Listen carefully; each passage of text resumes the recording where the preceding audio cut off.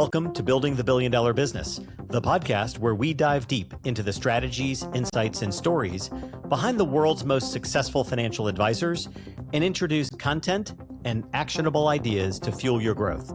Together, we'll unlock the methods, tactics, and mindset shifts that set the top 1% apart from the rest. I'm Ray Sclafani, and I'll be your host. Well, let me begin with a dangerous question. Imagine this. We take the last 90 days of your calendar and publish them on the front page of the Wall Street Journal tomorrow morning. I mean, your entire schedule, every meeting, every appointment, every block of time. Now ask yourself one question. Would you be proud of how you've invested your time? Have you allocated each moment with precision?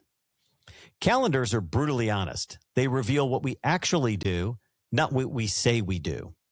Today's episode is especially short by design. I want to maximize your time and get straight to the point. After all, time is our most limited commodity, and I want to be respectful of yours. So here is the actionable idea for today. So goes your calendar, so goes your success. Your impact is a direct result of where you invest your time. Notice the word invest. We often say how we spend time. Well, spending implies it just disappears. Investing implies a return. The most effective leaders treat their time like capital. Every hour should produce something valuable for the firm's future. And there are only 168 hours in a week. That's the entire supply. Nobody gets more. There was an article published in the Harvard Business Review by two Harvard Business School professors, Michael Porter and Nitin Nahoria. The title of the article is How CEOs Manage Time. These two professors conducted a multi-year study tracking more than 60,000 hours of time across a various number of CEOs. They documented how leaders actually allocate their schedules and how time allocation shapes organizational priorities. What they found is that a leader's calendar is one of the clearest indicators of how well an organization actually operates. Leaders signal priorities through their schedule. So what gets time gets attention.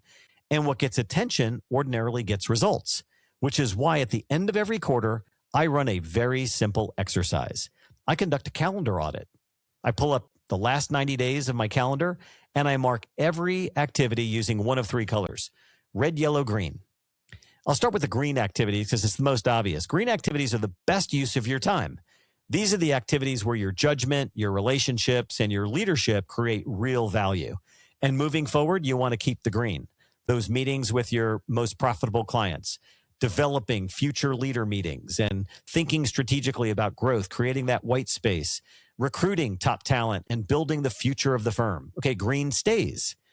Yellow activities, while useful over time, might be transitioned to others in the organization.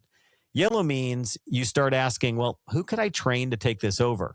Leadership capacity expands when you intentionally step down from responsibilities so others can actually step up. And then there are the red activities. This is where brutal honesty matters most.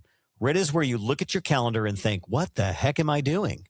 Meetings that accomplish very little, work that somebody else could do better than you, tasks that you could automate in some way using technology, AI, commitments that simply linger from the past.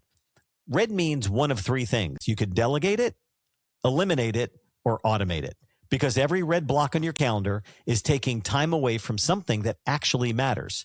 So as we close out this quarter, run the exercise, pull the calendar, red, yellow, green, keep the green, develop someone to take over the yellow, and remove the red as fast as possible. Because your success is not determined by how busy you are. It's determined by where you invest your time with intention. So let me leave you with one coaching question to reflect on as you run this exercise. If your calendar for the next 90 days truly reflected your highest priorities as a leader, what shifts or changes would you make about how you invest your time moving forward?